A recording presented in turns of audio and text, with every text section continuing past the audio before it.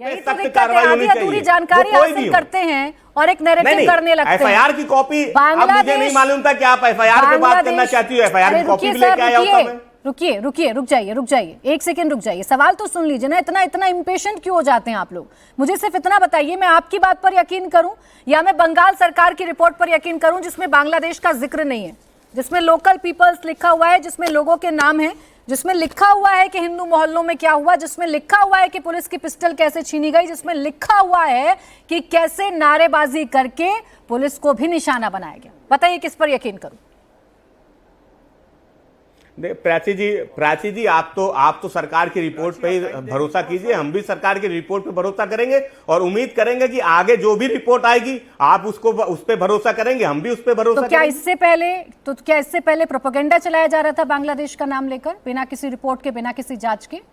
Vote bank की राजनीति हो रही थी, बदनाम किया जा रहा था। प्रोपेगेंडा कौन चला रहा है? ये हिंदू मुसलमान की राजनीति कौन कर रहा है? कौन अपनी राजनीति की रोटियां सेक रहा है? ये तो आपने के शर्मा जी को सुन लिया बैठ के। तो यानी ममता, वो तो बता ही दे क्या हो रहा है। मैं तो पूछता हूँ भाजपा के किसी एक नेता का नाम लीजिए जिसने शांति की अपील की हो। यानी ममता सरकार हिंदू मुसलमान कर रही है यहाँ हिंदुओं का नाम डालकर?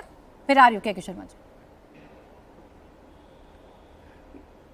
नहीं, मैं तो कहता हूं कि ममता बनर्जी जी की सरकार के किसी प्रवक्ता ने या सरकार ने किसी हिंदू मुसलमान का नाम लिया हो तो बताइए। किसी प्रवक्ता या बयान पर बात नहीं कर रही हूँ, ये हिंदुओं के जिक्र पर, ये मंदिरों के जिक्र पर बात कर रही हूँ। ऐसे भागते नहीं है, रिपोर्ट पर बात करते हैं। अभी तक बांग्लादेशी कनेक्शन पुख्ता था आपकी नजरों में, बीजेपी का कनेक्शन पुख्ता था, अब रिपोर्ट पर आई तो आप आए बाएं दाएं करने लगे। ऐसे नहीं होता।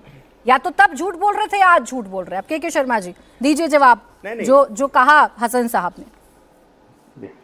नहीं, मैं बताता हूँ। देखिए, मेरे ऊपर भद्दी टिप्पणी करके मुझे अपशब्द कह के समाजवादी पार्टी के प्रवक्ता यदि ये समझते हैं कि इनके अखिलेश यादव की जो है पाप छुप जाएंगे, तो छुपने वाले नहीं है। अभी 4 दिन पहले, 3 दिन पहले ममता इसी हिंसा के पक्ष में, ममता बनर्जी के पक्ष में जो है अखिलेश यादव बयानबाजी कर आईना ही दिखा रहे हैं आपको। अब एक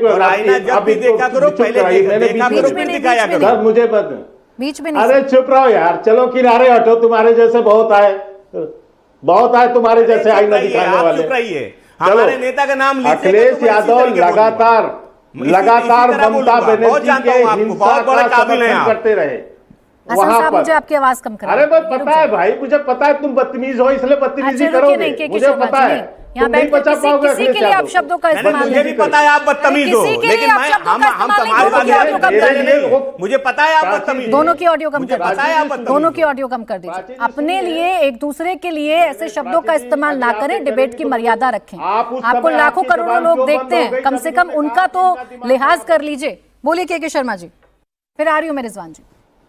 नहीं, जब मैं प्राची जी विनम्रता से कह रहा हूं, जब इन्होंने कहा कि के शर्मा का दिमाग खराब है, तब आपने क्यों नहीं टोका?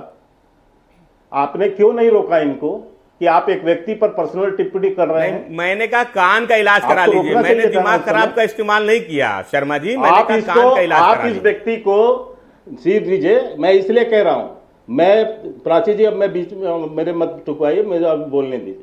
मैं किसी से नहीं टुकवाते, आप आपस में बोलते हैं। हसन साहब चुप रहिएगा। अखिलेश यादव लगातार ममता दीदी करके समर्थन करते रहे इस हिंसा का, और आज जब ये रिपोर्ट आ गई और जब कलई खुल गई ममता सरकार की भी, तो इनके प्रवक्ता और अखिलेश यादव की बोलती बंद हो गई। अब ये घूम रहे हैं हिंदू मुसलमान। हमने हिंदू मुसलमान किया? और मुझे बताइए, उत्तर प्रदेश में वक्फ बोर्ड को लेकर कहां दंगा हुआ? ये दंगा करते तो इनको जो है असली जगह बता दी जाती। ठीक, ये समाजवादी पार्टियों ने प्रोपेगेंडा किया, लेकिन किसी की हिम्मत नहीं पड़ी दंगा करने की, क्योंकि वहां योगी जी की सरकार है। इसलिए इनको पता था कि वहां क्या होगा। ये सरकार नहीं है जहां दंगे होंगे। तो डंडे लाठी इसलिए आपको असली जगह दिखा देते हैं। लेके निकले थे। शर्मा जी रुक जाइए।